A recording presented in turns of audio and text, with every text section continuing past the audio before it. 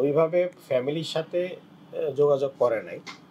সাংগঠনিকভাবে সংগঠনের সাথে বিভিন্ন এমবেসি দেখা সাক্ষাৎ বা বিভিন্ন বিভিন্ন এই কূটনীতিক পর্যায়ে সংগঠন থেকেই কথাবার্তা, প্রতিবাদ পাঠানো বা বিচার প্রক্রিয়া যে ঠিকমতো হচ্ছে না সেটা তো টাইম টু টাইম জানানো হয়েছিল। সব মানে তুরস্ক এমবেসি ওনারা সমবেদনা জানানি বা কথা বলা তারা তো প্রকাশ্যও করছে, আর ফ্যামিলিগুলিকেও তারা বলেছে, কথা বলেছে। এছাড়া ইন্টারন্যাশনাল আল জাজিরা আমার আম্মার একটা সাক্ষাৎকার নিয়েছিলেন। আর এছাড়া লন্ডন বেস কিছু মানবাধিকার সংস্থা কথা বলেছিলেন। আচ্ছা, আপনার পিতাকে আওয়ামী লীগ এত গুরুত্বপূর্ণ কেন মনে করলেন, কেন তাকে মেরে ফেললেন, আপনাদের দৃষ্টিভঙ্গি কি ছিল এই বিষয়ে?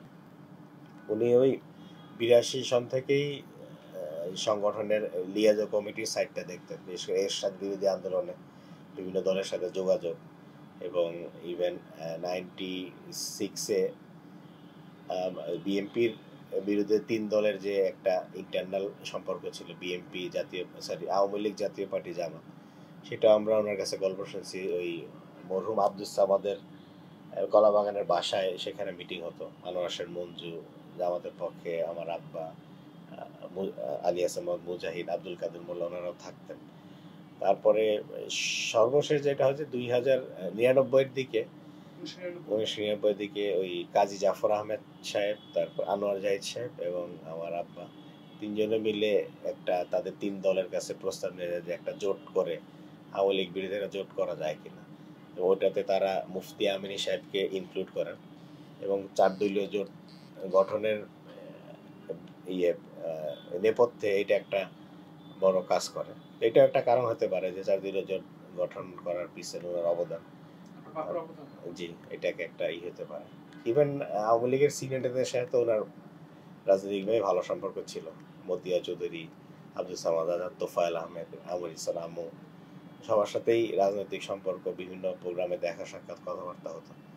ইভেন আওয়ামী লীগের এই সর্বশেষ মানে রানিং সেক্রেটারি ওবায়দুল কাদের সাহেবের সাথেও দেখা সাক্ষাৎ, কথাবার্তা হতো আর কি। আব্বা এই মানে তার এই রাজনৈতিক ইয়েতে চেষ্টা করতেন যে অন্য দলের মানুষদের সাথে একটা যোগাযোগ রাখার, সেটা আপনার বিরোধী মতের হোক বা আপনার সাথে আদর্শগত দূর থাকলেও দেশের স্বার্থে বিভিন্ন স্বার্থ নিয়ে কথা বলতেন, বিভিন্ন জায়গায় দেখা হলে কথা বলতেন। বিএনপি কাদের সাথে যোগাযোগ ছিল আপনার বাবার, ভালো সম্পর্ক ছিল? বিএনপি তো ম্যাডাম খালেদা জিয়া তো খুব স্নেহ করতেন এবং জোট সরকার আমরা দেখছি যে অনেক গুরুত্বপূর্ণ ডিসিশনে উনি স্মরণ করতেন। বিশেষ করে হারিস চৌধুরী সাহেব ওনার সাথে যোগাযোগ করতেন যে ম্যাডাম আপনাকে জরুরি ডাকছে বা কথা বলতে একটু ডাকছে, আসেন। ইভেন বিএনপির vice chairman, senior vice Tarique Rahman, ওনার সাথেও ভালো একটা সম্পর্ক ছিল। ওনার যে গুলশান অফিস ছিল সেখানে মাঝে মধ্যেই বিভিন্ন পরামর্শ বা সরকারের বিষয়ে, কথাবার্তার বিষয়ে উনি ডাকতেন, কথা বলতেন।